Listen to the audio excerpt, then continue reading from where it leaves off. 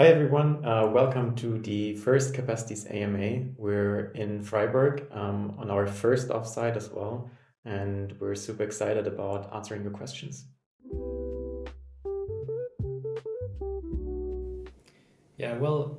Initially we didn't even know Notion, so we didn't go and say, oh, let's create a Notion alternative.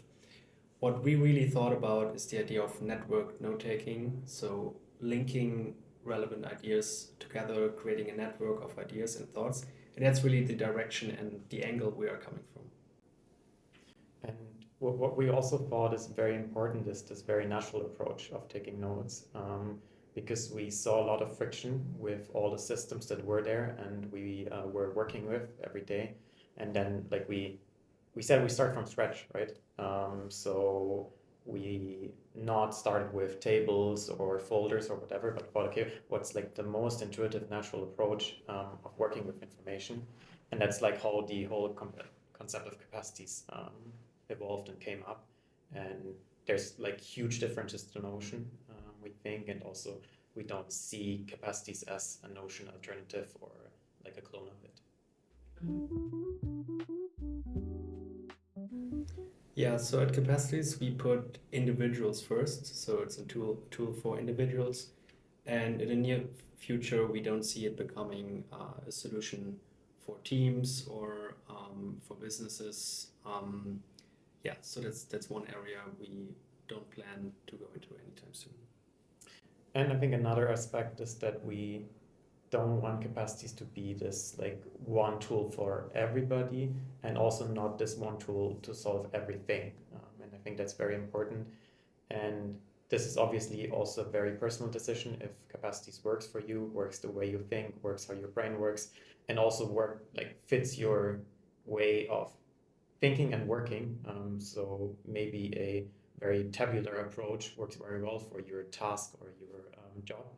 And so that's also very important that it doesn't try to be everything. Yeah, we don't want to exclude any specific features or areas per se, but we want to stick to the core of capacities first, which is all about learning, working on your ideas, exploring things, following your curiosity, and having this calm place, this studio for you mind where you feel at home and where you can work on your ideas and curate your knowledge.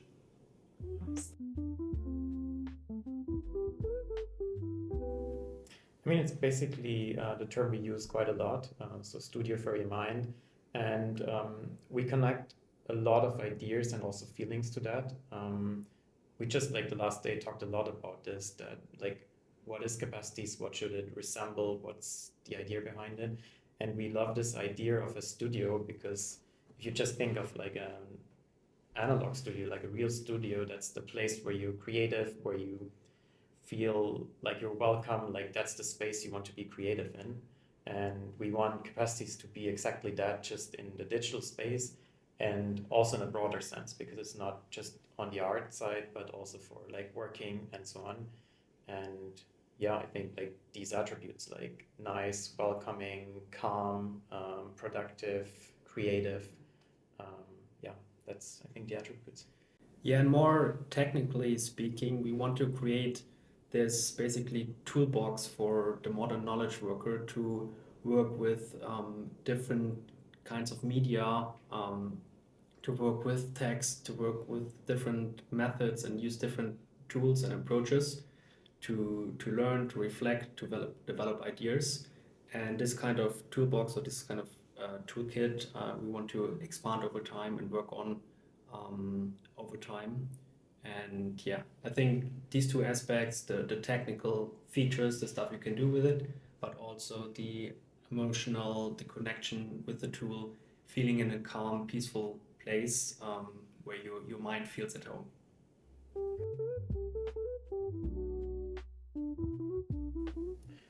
It's both, I would say. I mean, most of the time you don't want to create something for the sake of creating. So you also often have this output in mind, right? So I don't know, you want to create a blog post, other people want to organize like all the people they meet, all the meetings they have, and there you still have an output, which is basically you keeping up with all the information and everything.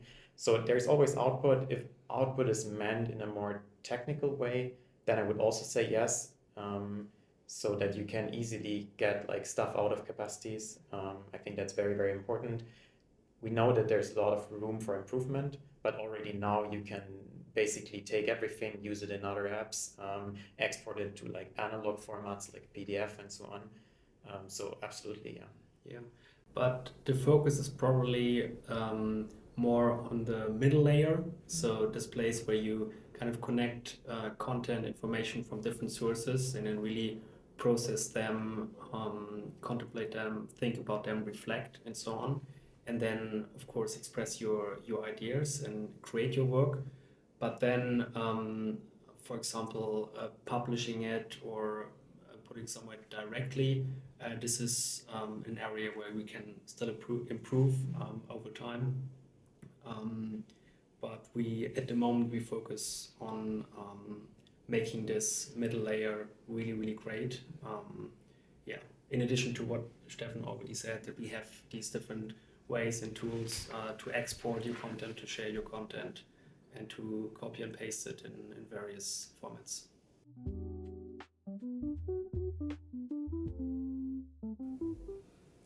Yeah, we are fully bootstrapped all the way to this point, and this gives us a lot of independence, and also what we really love, a very direct relationship with our users, because it's just our users and us. We try to build the best product for our users, grow the user base, but also build stuff and improve stuff for existing users. And we really like this model. We like it personally. It suits us well. It fits well to our values and how our company works. And for the foreseeable future, we will stay within this model. And thanks to all our users, it's working well. Yeah, and we have to say that like thanks to like believers and pro subscribers, we're already now like 100% sustainable, so we can cover all our costs, all our wages, and that gives us like this incredible freedom that we can basically do all that. And I think most importantly is that we can plan for the long term. And there's not like this one thing where we have to say, okay, next quarter we need to have like these numbers to continue growing or to like raise capital. And especially in like our space, this is really, really important because that kind of ad is not like built overnight, and it needs a lot of like crafting, iterating, a lot of like really hard work to get it right. And that can only be done over like a longer period of time. And that kind of model, like being sustainable, being in like very close contact with our users, allows us to do exactly that and don't do any trade-offs along the way. And I think that's really, really important. Yeah, and also it matches what we're aiming for. Like we want to build the best possible product, and that's how we think that's what we are looking forward to. And we ask ourselves the question, okay, how can we make the product even better? And not how can we grow the business as fast as possible. And having this kind of as a North Star is super cool. And then this question is really secondary, whether you want to take VC money or not. If you put the question like, how do we have to expand the team and what's next on our roadmap first, then everything else comes very naturally. And again, here, Steffen, you talked about flexibility. We are hiring at the moment, and we have the options to expand the team, and we want to do this in a thoughtful way, step by step, and it's all super cool the way it is. Step by step, person by person.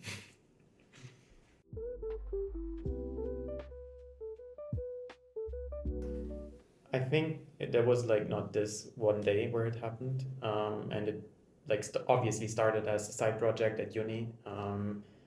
It even started as like a research project with my thesis, and then it became like more serious over time. We launched Capacities in January 22 as like a public beta, so we put it out on the internet. but obviously back then we could not live from it, and we still had like jobs next to it or like live on our like reserves. And I think with the introduction of the Believer plan, and around that time we also like were funded by a government program in Germany around that time, and that funding and also the introduction of Believer allowed us to like fully commit to it, and work like full time and not worry about anything else. And I think the latest at that point it was like a really serious thing, and we were like completely committing it to it. Yeah, but I also have to say we fully committed for Yeah. a long time to it before we were earning any money. So like in terms of the numbers, it was a side project and nothing you could live on. But in terms of commitment and time work on it, was like almost more than a full-time job for quite a long time before we launched Capacities Believer.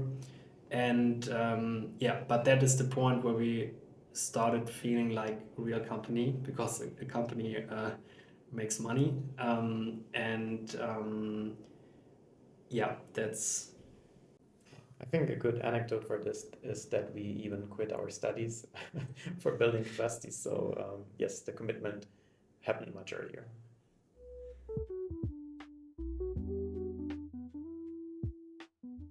yeah. We met at university. We both studied electrical engineering in a beautiful small town in southern Germany, and we were friends already. But yeah, then worked on this project together, and That's about it. yeah.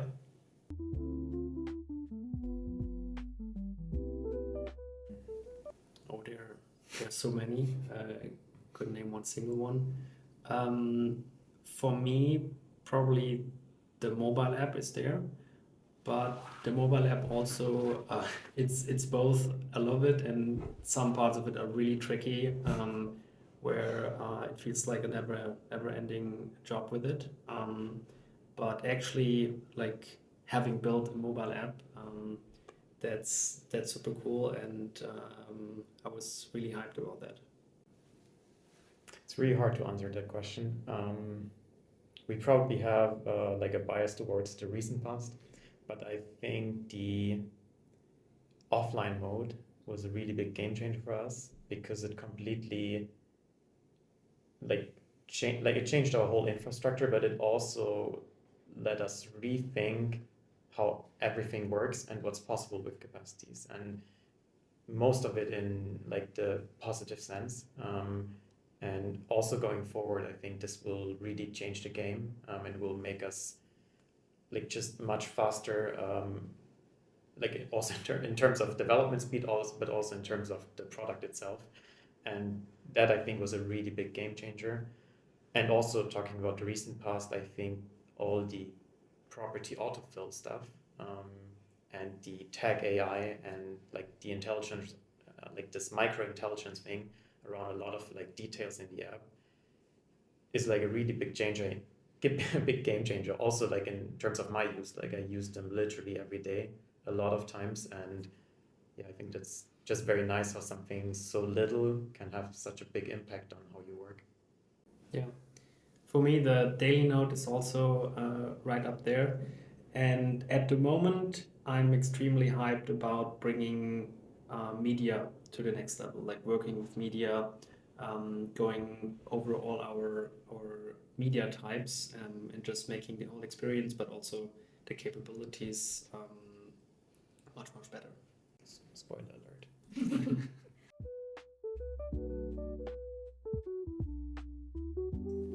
It's incredibly important. And it was from the very beginning of capacities. Like we already talked about that, but just this idea of like rethinking how we work with information and also computers was at the core of like how we build capacities. So we really wanted to build something that's intuitive and simple, like from a concept perspective, and that works for most people or for a lot of people in the way they think. So it's part of that concept, and also obviously in the app. And that's really, really hard because you want to build a tool that's very personal, that works for you, but that and can do a lot, right? But on the other side, should still be very simple, and you don't have to make like a million decisions to get one thing done. And that's like this trade-off and problem we have all the time. Like, do we make the decision for the users so it becomes really simple, or do we allow freedom and allow options so you can do it the way you want? But we really think that like the simplicity part is so important, because even if you have a lot of freedom, you might not get your stuff done, although you do it the way that might be the right thing to you in that moment. And I think just in the long run and over time, it really pays off to have like a very simple and intuitive interface and flow, so you can just like get your work done, basically. Yeah, I would also like to answer this with the stuff that's not in the product. Like, for example, we were against a plugin system for exactly this reason. Not because plugins aren't powerful, but they require users to invest a lot of time in the setup, install these plugins. The plugins have to maintain, and this all takes away intuitiveness and simplicity. Same with too much customization and too many ways to adapt the product and do all kinds of settings.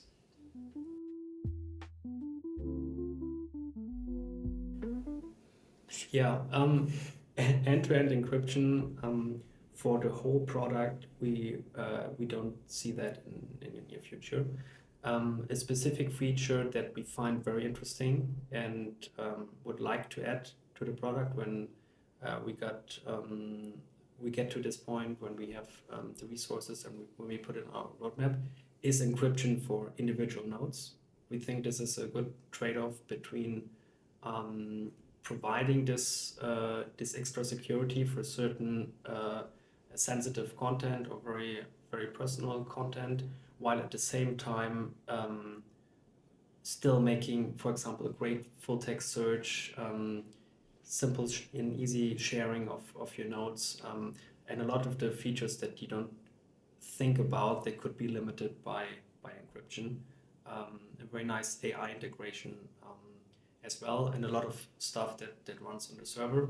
So encryption for individual nodes is something we really like, but encryption for all your content is something you probably won't find in Capacities. And we also wrote extensively about it in our docs. There's an article on why we are not end-to-end encrypted.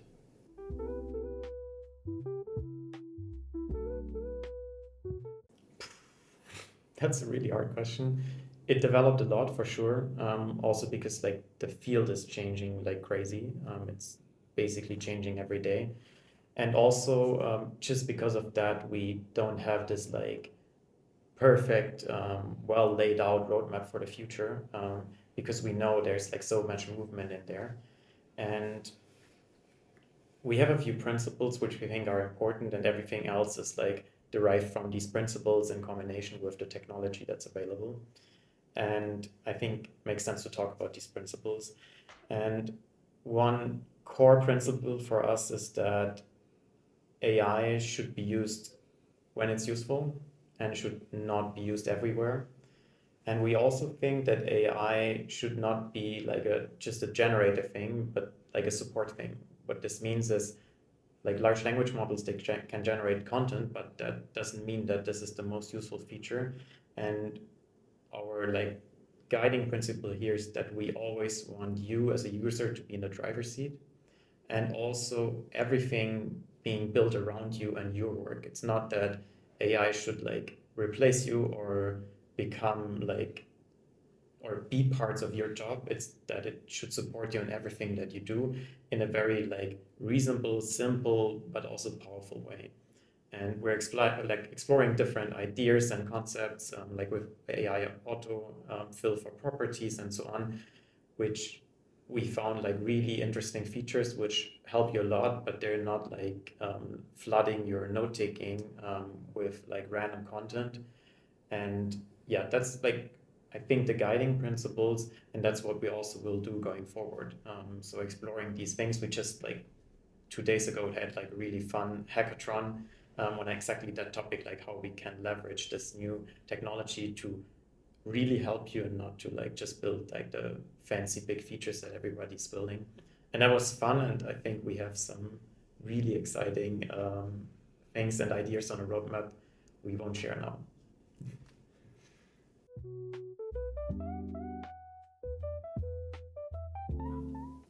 Yes, we do have plans to do this, and yeah, so far it has not been a huge necessity to do it, but as the user base grows, as we get more and more users from other countries, we will definitely tackle this problem and add more and more languages to the app user interface. Yeah, and we're like, we just also explored some ideas around that, and thought about like doing it community driven, or like community driven in combination with some AI support. So we definitely have that thing on the radar, but it's not like it will come like in all languages in the next 2 months or something.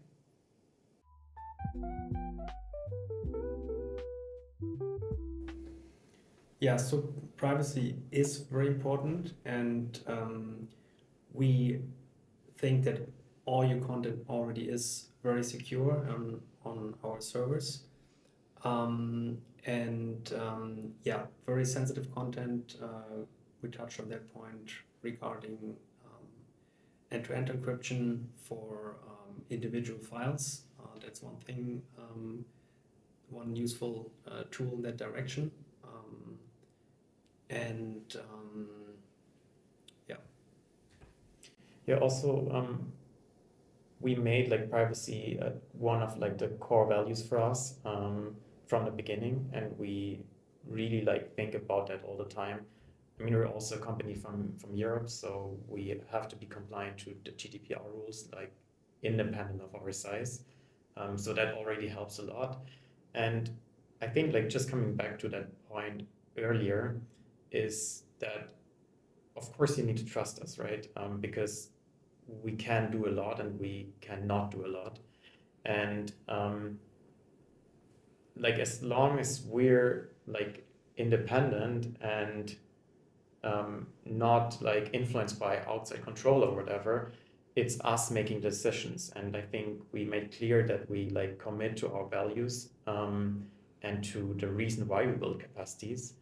And yeah, that part is the trust part, and everything else can be derived from the values and all the stuff we do and the things we try to ensure. I think that's the answer we can give, and we also like have really good and long articles on this where we like talk about these principles, how we ensure them, how it works technically. So if you're interested in like the details, you can find that in the documentation as well. Yeah, and as we grow, we'll always be we open to engage with our user base. If, for example, new challenges arise or new topics are talked about in the community, we will address them and see how we can improve on that front. Maybe one final note on this: we also have skin in the game on this because we both use capacities for basically everything, have our own nodes and our own content in it. So most of the decisions we make the sense like that's how we would like it for our own content as well. Yeah.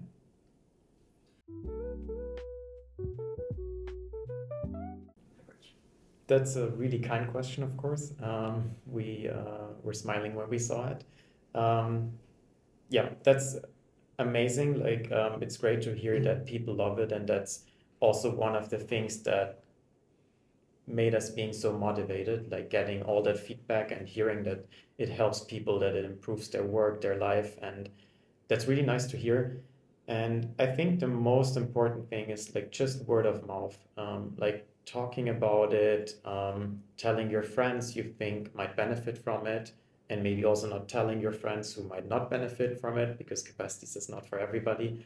But let's just talking about that is really important, and sharing that. You can obviously support us by becoming a believer or by subscribing to the pro plan, because that allows us to have more resources, to hire more people, to work on the product, to work on like growing it and so on. And I mean, if you have like an audience, feel free to share it. If you have a blog, a YouTube channel, whatever, you can also reach out to us. We're happy to work with you. And yeah, just spreading the word as much as you can, that would help a lot. Yeah, I mean, the things that are already included in the questions are the best you can ask for. So word of mouth, that's great. That's the best you can wish as a creator of product, that people are excited enough about it to talk about it to friends and so on. And then social media, spreading the word that way. Yeah, I mean that's more we can ask for.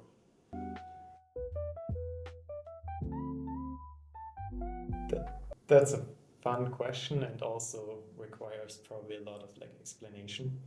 We're at the moment like a team of 5.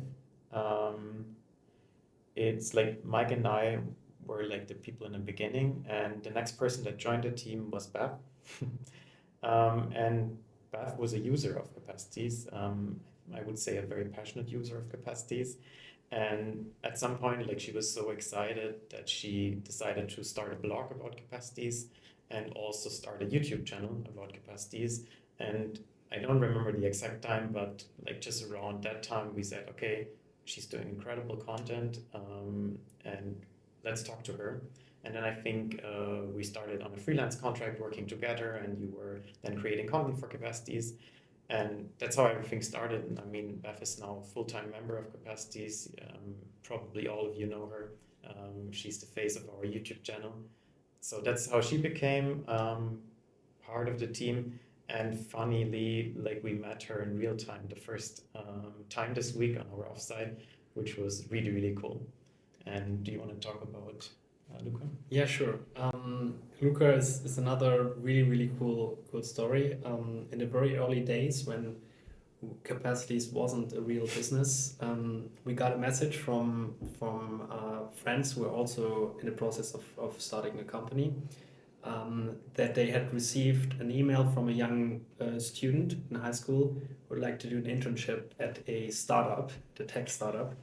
And again, back then it was just like us two and our laptops coding on a project. But we were like, okay, hopefully we can share the experience we already have and give them some insights, and just share the process with an intern. And he did an internship, worked on the first concept of web clipper for Capacities, which we didn't finish in the internship yet. But the connection was made, and we stayed in touch. And later on, university, he became a working student, and as a developer in the team, but part-time. And now, more recently, he became a full-time member of the team and has already shipped various features, super motivated, and just like Beth, an essential part of the team. Yeah. And the third person that joined is Anna. She's doing content with us in part-time. And she was also like a very early user of Capacities. I think she was there even before Beth. And like we realized that she was like very active in the Discord, and like sharing some really cool ideas. And at some point, I think she reached out to us, and just like at the end of her email, she wrote like, by the way, if you're hiring, let me know. And we kept that email. And then at some point, we really thought that we need help in like providing more content to users, helping people to get on board. And then we reached out to Anna, and she was like, yeah, why not? And now she's part of the team as well. And of course, like to just sum it up, like we're also hiring at the moment. So there's a good chance that more people will join the team very soon. And yeah. I just remember, not making this up, we always consider our user base as a team member as well, because we received so many ideas, so much input from our users. Like we repeatedly say this to each other, like our users are a team member as well, so to say. So we're six.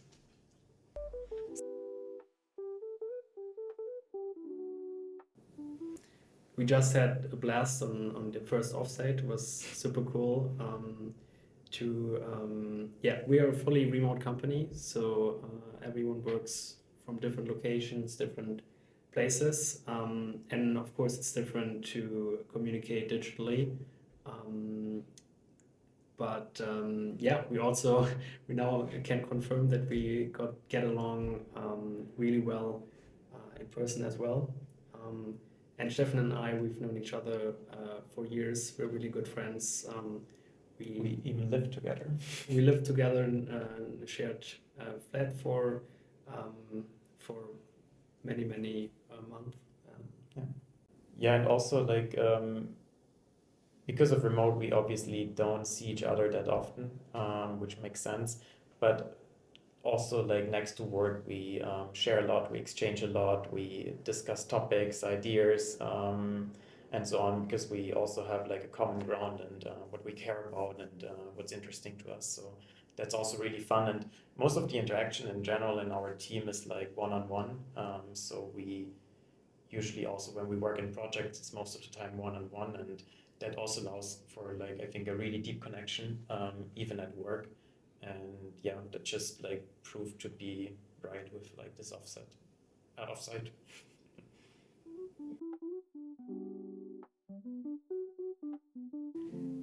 Yeah, like since we are a remote team, everyone on the team has a lot of freedoms to structure their day and so on. So I think the answer is very different for each team member. And as one principle in the team, we have no planned meetings, or at least very few planned meetings. So we make meetings on demand whenever there's a problem, or preferably two people need to exchange something or talk. We have one weekly team meeting, of course, to exchange ideas, progress, and so on, just to connect. But yeah, then it's a very like individual question for each team member. Yeah, I mean, we talked a lot about this also in the last days, how meaningful work can happen in a remote setup, because it's not always easy, right? Because when you're working for yourself, you sometimes like forget that there are other people you're working with, or it's just like it becomes really monotonous. And yeah, I mean, we talked about options, about co-working spaces, about meeting more often, and so on. And then like remote work also becomes like fun, more creative, and you have like all the benefits of it, and not so many disadvantages. And yeah, I mean, we're constantly iterating on that, and I think that's really cool. Yeah, and maybe to provide some insights. I have the feeling the question was also kind of in that direction. There are different activities and different tasks every day. So, for example, there is customer support and writing emails, but also checking our feedback board and reading the new tickets, new comments there. So those would be like more routine tasks. Then there are the super fun and exciting new features or bigger projects that are really fun to work on. But at the same time, maintenance and bug fixing and just these kind of coding works.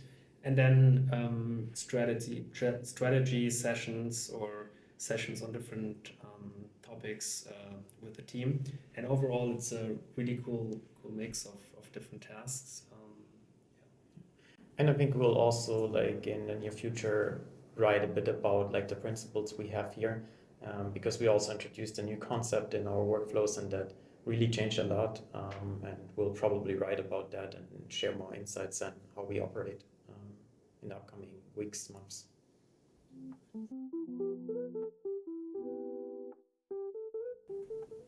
Yeah, so it's a new technology, and we feel like it's still kind of far away from becoming mainstream.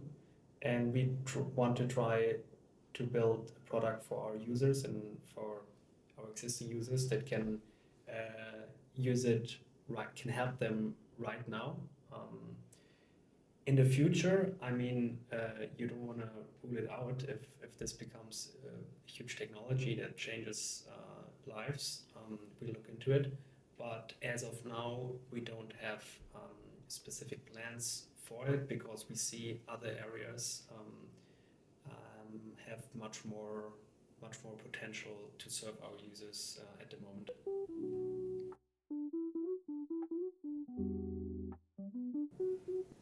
That's a really cool question. We're thinking a lot about that because it can obviously make it easier for you to interact with the app and understand it, because sometimes there might be something you don't know how to use or like what this even means. And we're exploring different options on how we, for example, can create a chat interface for you to ask questions about capacities, also if you have problems and so on. And we definitely will like play around with that because we see like huge potential in there, and also as like a playground to like for thinking about how such things can become part of capacities itself, because in the end the content repository we have of capacities, like all the use cases, stuff we have on our landing page and our documentation, that's also like very similar to your notes, right? It's more written content, but in the end it's also about one like contained topic. And if we can figure out how to make that a useful source for AI to provide you with help for capacities, it's also very likely that this system will be beneficial for you based on your nodes. And yes, so that's why we're also very excited about experimenting with that.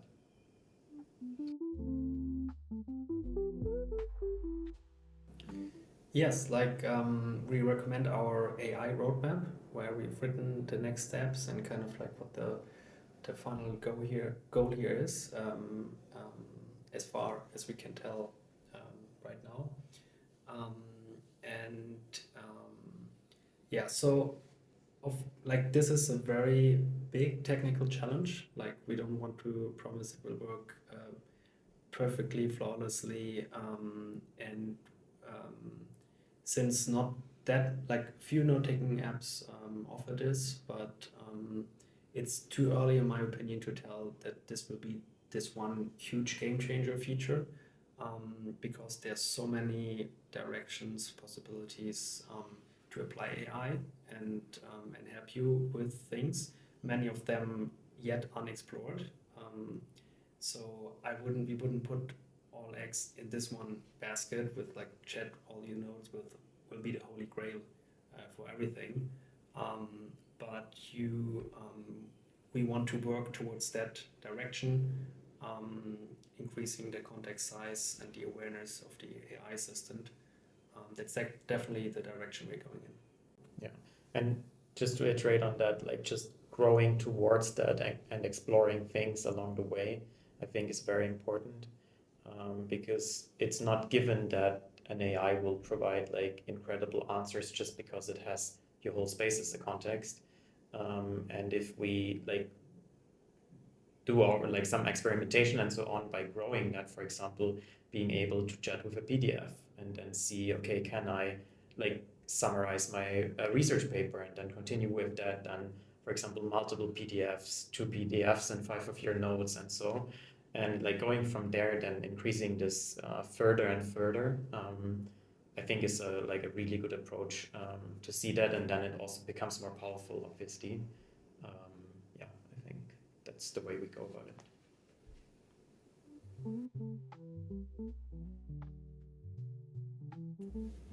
Yeah, good question. A lot of it is just intuition, personal taste and judgment, and it evolved over time. And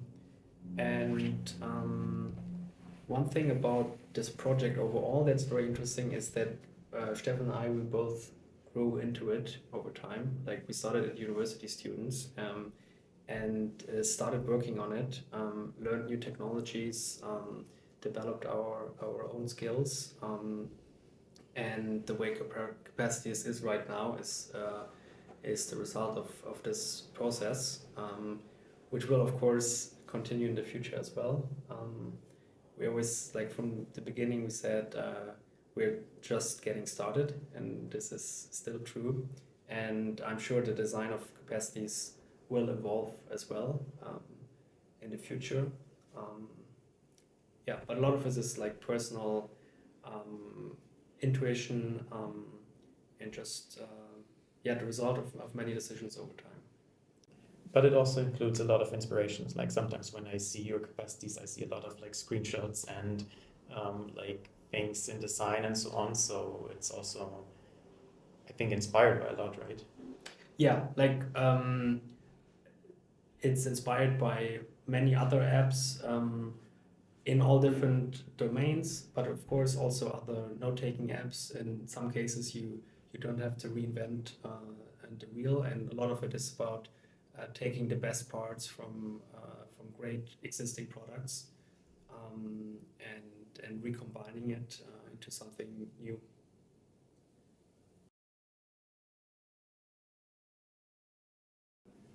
Yeah, that's a very interesting question.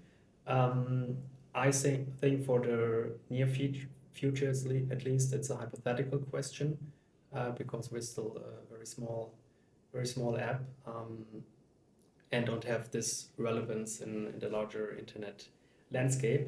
But nevertheless, like we can share our mindset, our philosophy around that point. So we will comply with the law in Germany for sure, and in the countries we operate in as well, like just as a basic statement.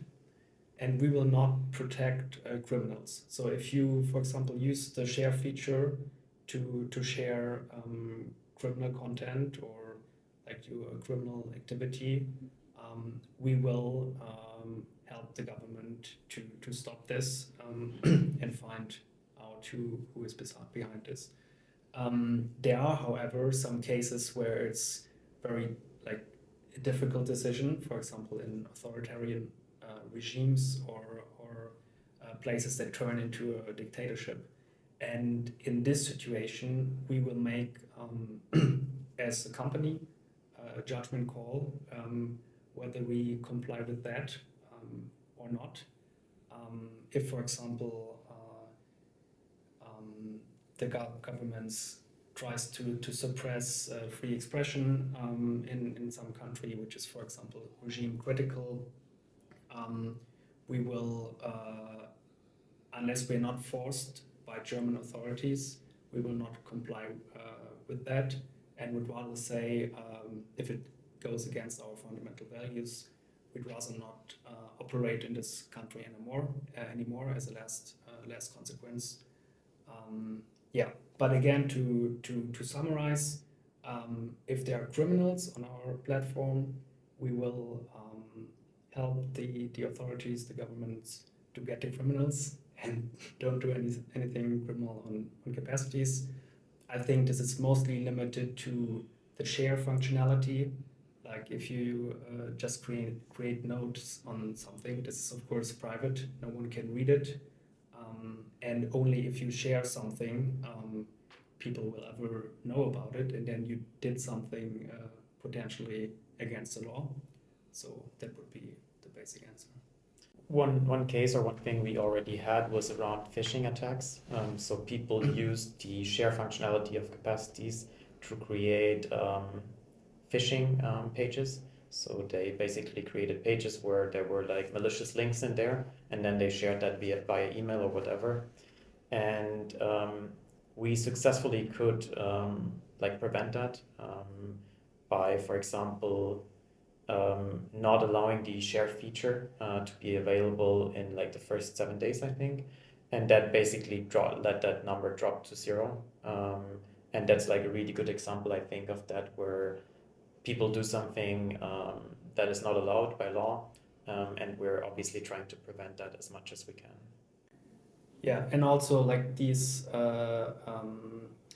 content, as soon as we heard about it, we immediately removed it from the platform to prevent any harm through that. Yeah, that's a good example of something that already happened.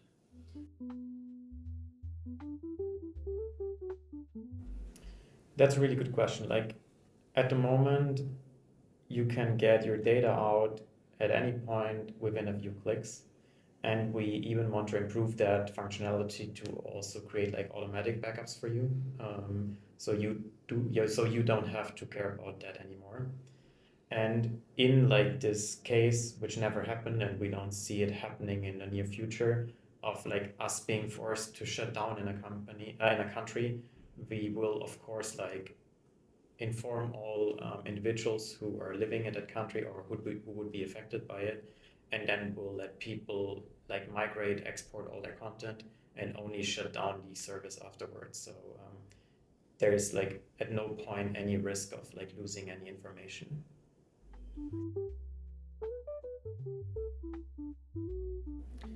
Yeah, I mean this basically goes back to the question we answered already before. So right now, like if this user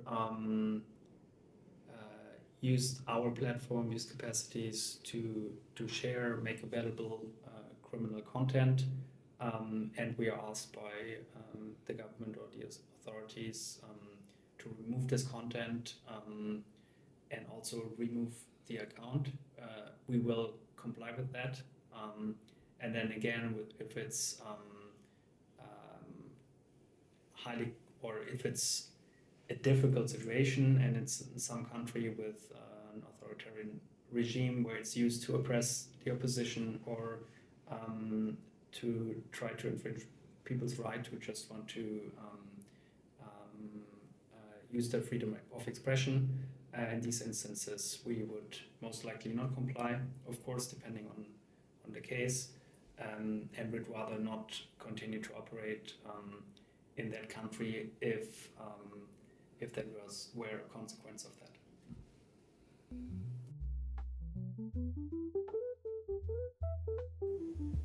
I mean, every day is exciting, to be honest. Like we have so many cool things, and like sometimes we're rather overwhelmed by everything that we have in mind that we have planned.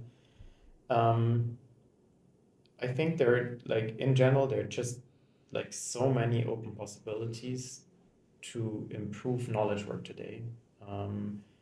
And I think that makes me like most exciting to really think about like that fundamental problem of people getting their stuff organized, making that valuable, like feeling comfortable in that, not feeling overwhelmed in that, and like just providing tools and like an interface to allow that. Like that in a very general thing is like incredibly exciting.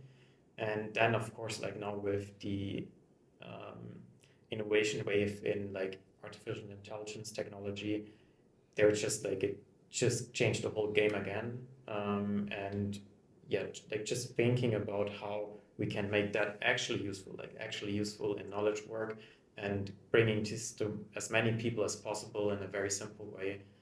I think that's just like really cool to think about. Yeah. And for me, it isn't just one single thing. It's a combination of several exciting things. One is seeing the team grow and seeing like what the new team members bring to the product, bring to Capacities as a company, how they can help show what's possible with Capacities. So there's this dimension. Then there's like the product and feature dimension. There are so many things I'm super excited about, and because the potential is there, and many new technologies are available but have not been brought to use in the full extent, to the full extent. Yeah, and then overall, just this watching how the system we have right now with user-centric or user-centric approach getting ideas and feedback from our users, and then building the product, iterating over it, see how this plays out over time is super exciting to